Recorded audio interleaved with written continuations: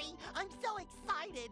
I can't believe tomorrow is the 77th anniversary of the Krusty Krab! Meow.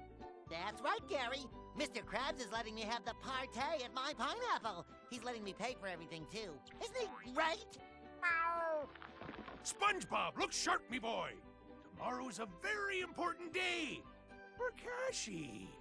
Think of all the Krabby Patties we'll sell. Mr. Krabs, shouldn't the secret formula be in a safe place? Good thinking, lad. Here, take the formula and put it somewhere safe. Aye, aye, Mr. Krabs. I won't let you down. Hey, Patrick. What are you doing here? Mr. Krabs hired me as security for the big event. Oh no! Patrick! Where did I put the formula? I can't remember. Did you look in your pocket? It's not there! Oh, hey, maybe it's in my pocket. Nope. Okay, SpongeBob, don't panic. I can feel my normally carefree and jovial attitude dissolving away! What does that mean? It means I'm sad. And when I'm sad, I can't remember anything. Patrick, we need to find that formula before you know who does. P-L-A-N-K... P-O-N. Plankton, how long have you been there? Long enough to know you're in big trouble. Well, SpongeBob, seeing as we are friends, it seems only right that I help you remember where you put the formula. Oh, that would be so nice of you, Plankton. I'd love your help. Hey, wait a minute. How do I know you're not just trying to get the formula all for yourself?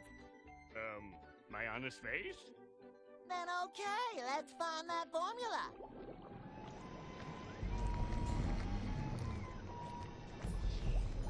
Okay, let's review, shall we? Step 1, strap sleeping SpongeBob into chair. Check. Step 2, shrink bots. Check. Step 3, do laundry. Insert bots into brain. Check. Step 4, turn on remote. Check and double check.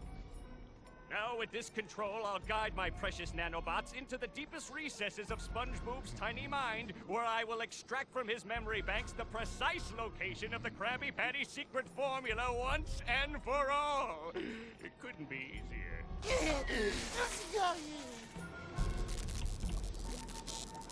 Okay, change of plans. I will now enter SpongeBob's brain and find the formula myself.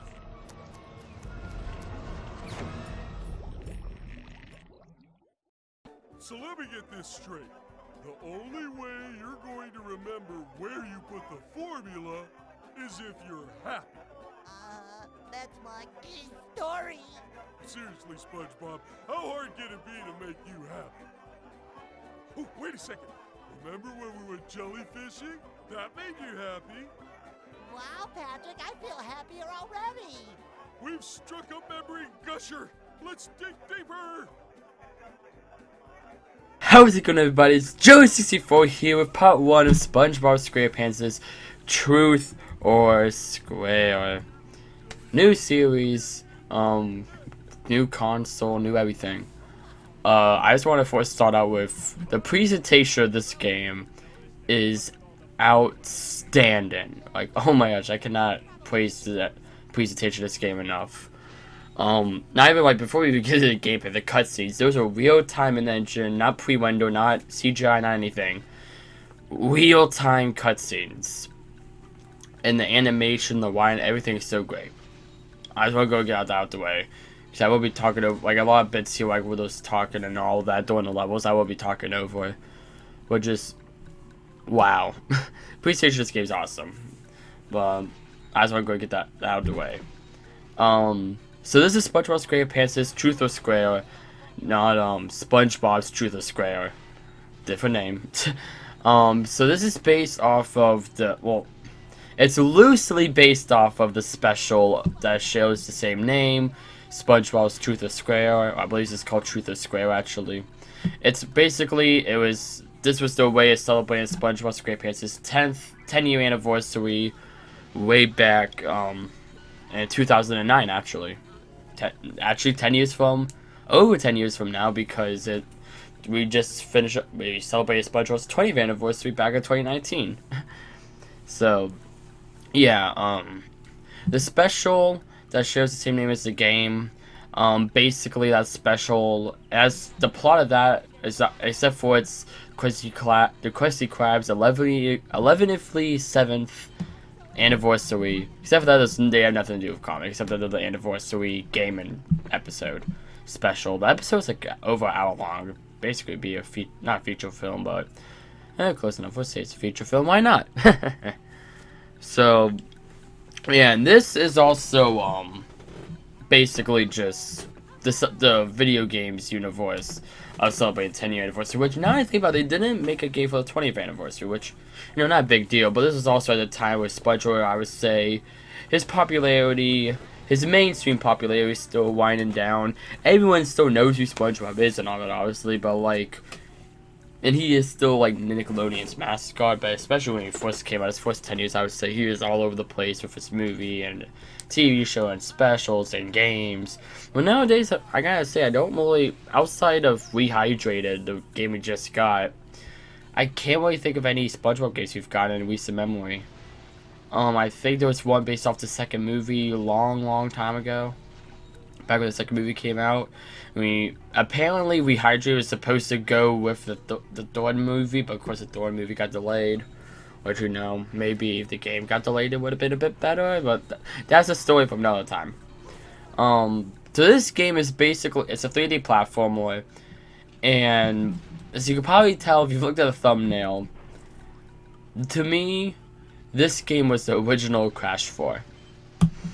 I'm going to be bringing up many Crash Bandicoot comparisons throughout the series, because this feels like Crash Bandicoot if they kept expanding the gameplay from 3. It has a very hallway-like structure, and it's a very linear platformer. Kind of think like Mario Galaxy in a way. Kind of that similar type of field, except it's not in space, obviously. But that's what this reminds me of. Back when I first played this, my first thought was Crash Bandicoot. That's what this screams to me.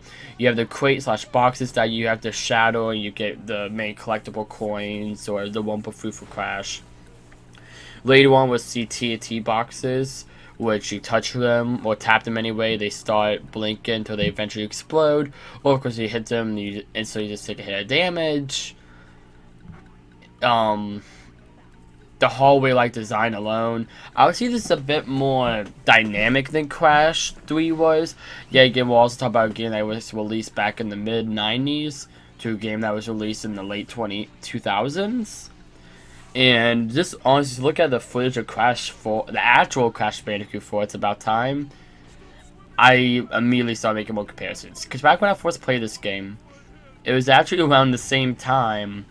It was about a week before Crash Bandicoot 4 was formally announced. The new Crash Bandicoot 4, It's About Time.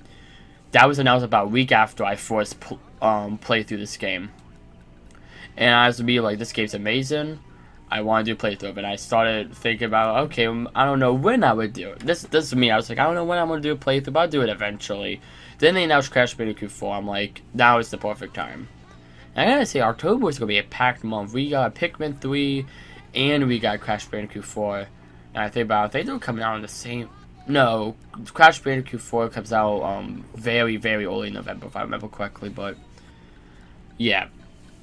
So to get over the whole Crash Bandicoot thing for a bit, this was the third and final game in this SpongeBob, third and final SpongeBob platform made by the studio Heavy Iron Studios, which they were well known for making games like Battle for Bikini Bottom, then the movie game, and this was the third and final game for Heavy Iron Studios, aka THQ, however you want to put it.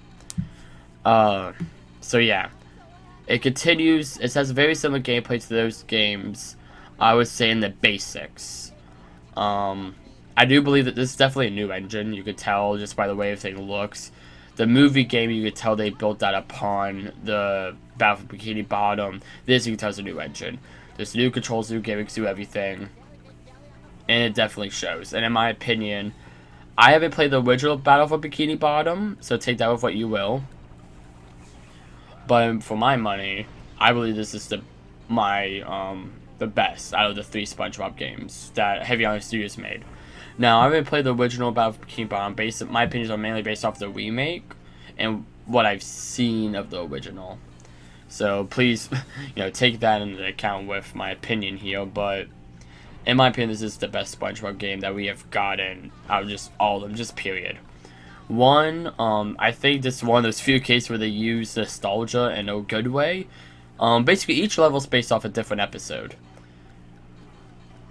And, and later on we'll see more examples. This is kind of just a generic Jellyfish Fields level, just because it's Jellyfish Fields. And they probably reuse some assets from Battle for Bikini Bottom.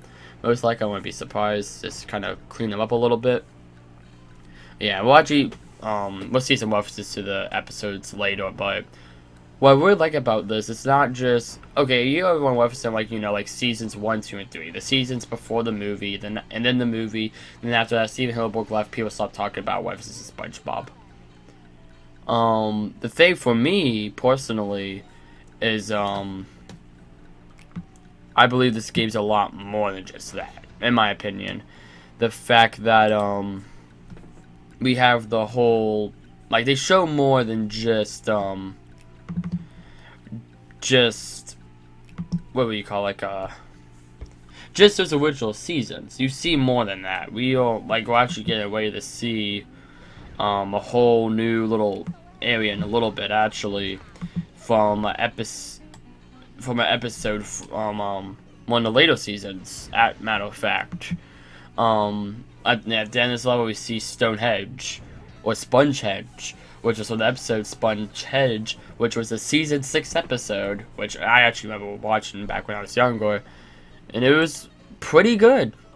I'm just gonna go and say that was a pretty good episode.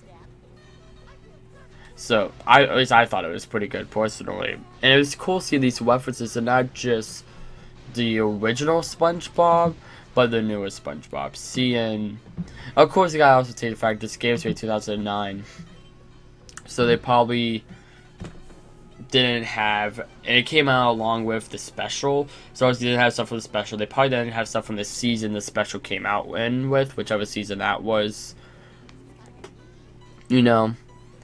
So I think they do a good job of not having just the one. Just having, we get references to, the Christmas special and all that, and, the Half-Sling Slasher and all that, but they do more than that, which I really appreciate, personally.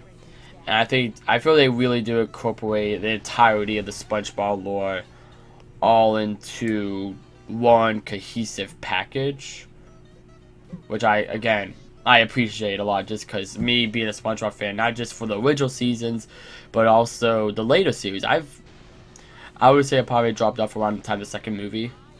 And right there, you can see Spongehenge. I believe that's how you pronounce it. I'm not exactly sure, to be frankly honest. But we'll just hope I'm pronouncing it right. So, yeah. But, yeah, that's just the ones I gotta give this game. And right now we're hearing, kind of that whimsical music we normally hear with SpongeBob when everything's going wrong and all that, and that's a cool reference, is to hear that whenever you're in the Buff Bob mode. Or right here, where we've been seeing here, we got Patrick with his hammer, and I actually think with Patrick with his hammer, this is actually the theme from the movie game, the Goofy Goober's diner. This is the theme from that place, which that's kind of neat to see. They're not just throwing back to the show and all that, but also doing throwbacks to the games. I believe there's a couple of Battle for Bikini Bottom references in here, and I know there's a couple more movie references that we'll see as we go through. But it does mainly focus on the past 10 years of the show, which is what it's about. And I think it does a good Sonic Generations-esque approach, where it doesn't feel like, yes, it's an anniversary title, and they do celebrate the anniversary, but it's not like nostalgia. Not this is nostalgia for nostalgia's sakes, Because, let's be honest, not many people really remember the Spongehenge episode. I forgot about it until I saw it. It's like, oh my gosh, But it's cool that they decided to do that for this, because, we get to see this. And it's like, oh, that's kind of a neat reference they did there, And they did stuff where I thought what they would have thought made a good level. and not just, oh, it's a WEF. It's like, oh, haha, remember Green Hills over the millionth time? You know what I'm saying? Like, I really gotta commend them for that. Anyhow, though, I haven't even talked about the gameplay yet.